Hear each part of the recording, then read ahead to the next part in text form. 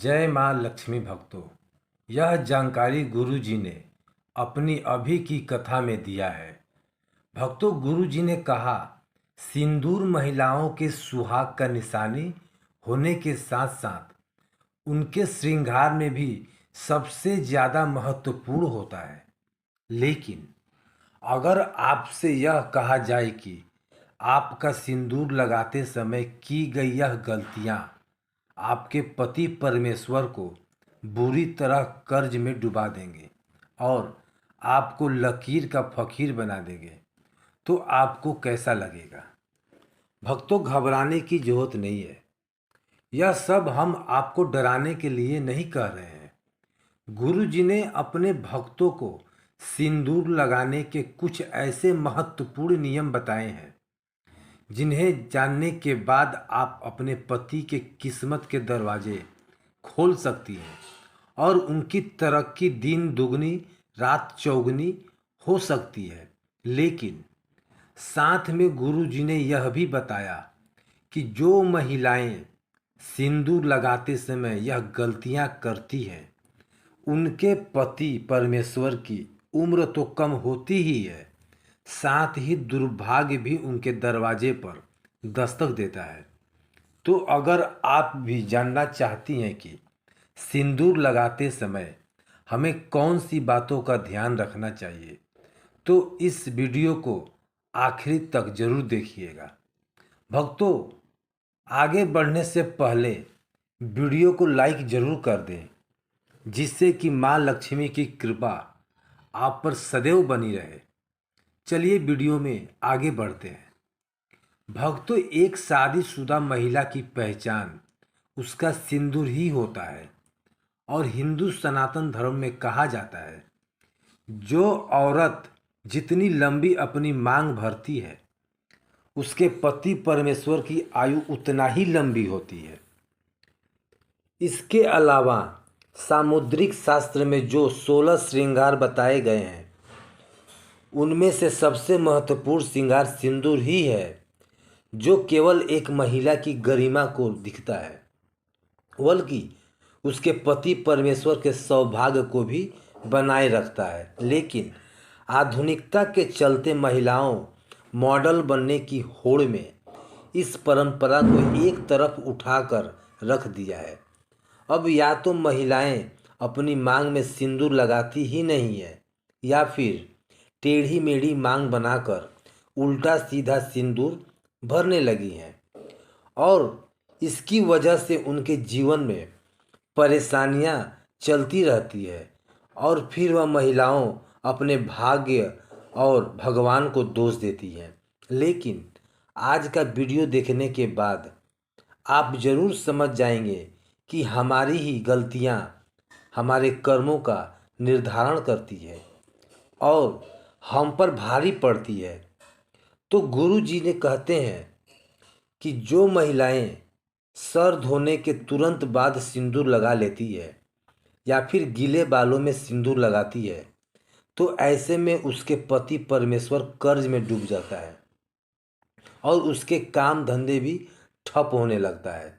साथ ही आपको यह भी बता दें कि हिंदू सनातन शास्त्र के अनुसार गीले बालों में सिंदूर भरने से इसका प्रभाव महिलाओं के मन पर पड़ सकता है और उसके मन में बुरे बुरे विचार आ सकते हैं, और ऐसा करने से पति और पत्नी में रिश्ते में लड़ाई झगड़ा और परिवार में कलेश हो सकता है। महिलाओं को हमेशा अपने बाल धोने के बाद सुखाने चाहिए और उसके बाद ही अपनी मांग भरनी चाहिए। इसी के साथ गुरुजी यह भी कहते हैं कि फैशन में महिलाएं अलग अलग बनावट के कपड़े पहनने लगी है। इस तरह सिंदूर को भी अपनी सहूलियत के हिसाब से टेढ़ी मेढ़ी मांग करके लगाने लगी है। ये बिल्कुल अनुचित है।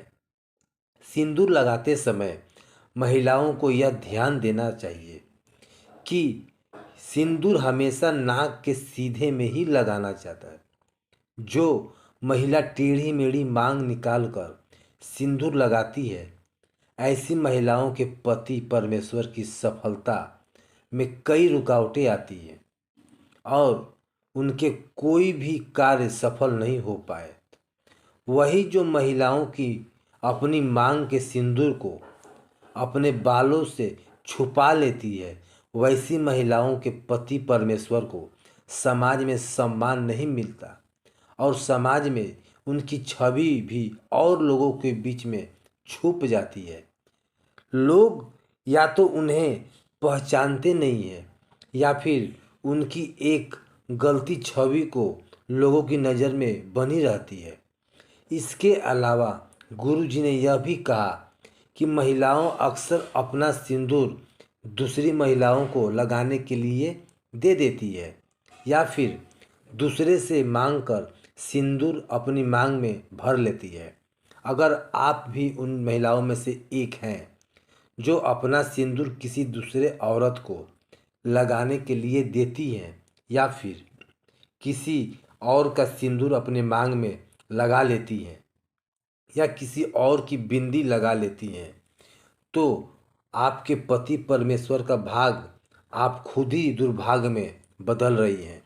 कभी भी किसी और की बिंदियाँ या सिंदूर मांग कर लगाने से हमारे पति परमेश्वर के जीवन में भी वही दुख और तकलीफ आने लगती है जो उस महिला के जीवन में होते हैं।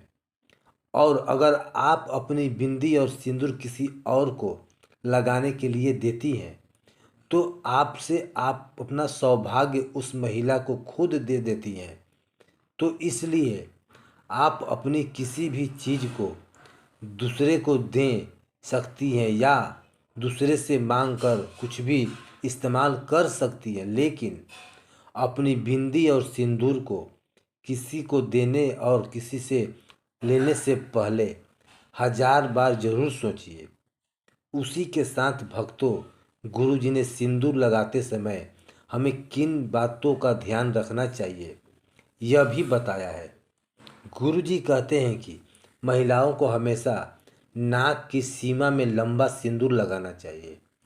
माना जाता है कि औरत अपनी मांग जितनी लंबी भरती है उसके पति परमेश्वर की आयु भी उतना ही लंबी होती है और उसकी तरक्की के रास्ते भी खुल जाते हैं। अगर आप एक कामकाजी महिला हैं और हर रोज़ सिंदूर लगाना में आपके लिए मुमकिन नहीं है तो आप यह ध्यान रखें कि कोई भी त्यौहार के मौके पर सिंदूर जरूर लगाएं और हो सके तो जब भी आप किसी मंदिर या फिर पवित्र स्थान पर जाएं तो वहाँ का सिंदूर लेकर अपनी मांग में जरूर भरिए। और जिन स्त्रियों की नई नई शादी हुई है वह अपनी शादी का सिंदूर संभाल कर रखें और इस सिंदूर में और सिंदूर मिलाकर लगाते रहें और कम से कम 40 दिनों तक यह सिंदूर जरूर लगाकर रखें।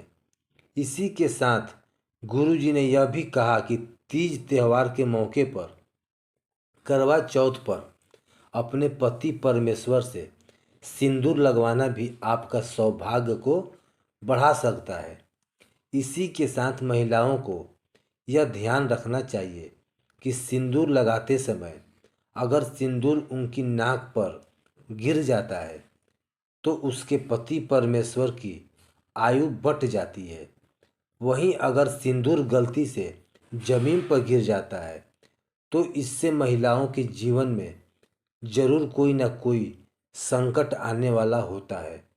तो सिंदूर समय इन बातों का विशेष ख्याल रखना चाहिए।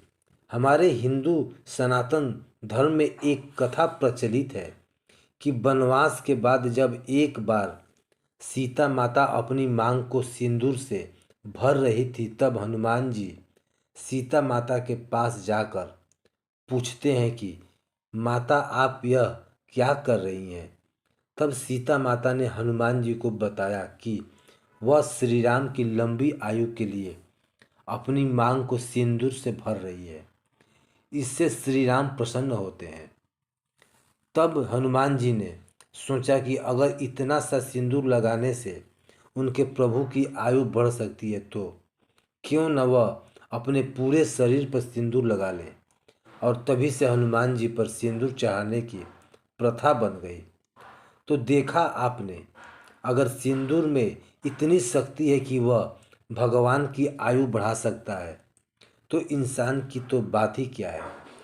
तो भक्तों, सिंदूर वास्तव में एक महिला के सौभाग्य से जुड़ा होता है, क्योंकि हर एक इंसान के भीतर 7 चक्र होता है, और जो महिलाएं नियमित रूप से सिंदूर लगाती है, उनका 7वां चक्र यानी कि आजा चक्र बिना किसी मेहनत के, तपस्या के एक्टिवेट हो जाता है। और जब किसी मनुष्य का आजा चक्र जागृत हो जाता है, तब उसे परिस्थितियों भांपने की शक्ति मिल जाती है। तभी तो महिलाओं को आगे होने वाली घटनाओं का अंदाज़ा बाकी लोगों से पहले हो जाता है। आपको बता दें कि बड़े बड़े तपस्वी को अपने आजा चक्र को जागृत करने के लिए गहन तपस्या करनी पड़ती थी। वहीं आज महिलाएं अपना आजा चक्र केवल अपनी मांग में सिंदूर लगाकर ही जागृत कर सकती है। वहीं विवाहित के लिए तो सिंदूर केवल उनके सौभाग्य बल्कि सुहाग का भी निशानी है, और वह स्त्रियां अपने पति परमेश्वर के हृदय में एक विशेष इज्जत भी प्राप्त करती है। तो अपने पति परमेश्वर के नाम की मांग हर रोज़ भरिए। तो भक्तों, महिलाओं को यह हमेशा ध्यान रखना चाहिए कि सिंदूर केवल उनके पति परमेश्वर की आयु लंबी करता है, बल्कि उनकी चेतन शक्ति को भी जगा देता है। तो सिंदूर लगाना वह केवल उनके पति परमेश्वर के सौभाग्य से जुड़ा है, बल्कि स्त्रियों की मानसिक शांति के लिए भी सिंदूर है जुड़ा हुआ है। हर रोज़ सिंदूर लगाने वाली स्त्रियों का मंगल मजबूत रहता है। तो उम्मीद करते हैं कि गुरु जी के बताए हुए मांग भरने की यह नियम आप ज़रूर अपनाएंगे। अगर आपको यह वीडियो अच्छी लगी हो तो वीडियो को लाइक ज़रूर कर दीजिएगा, और कमेंट बॉक्स में लिखें जय माँ लक्ष्मी, आपका हमारे घर में स्वागत है। ज़रूर लिखें और हमारे चैनल को सब्सक्राइब करें। जय माँ लक्ष्मी।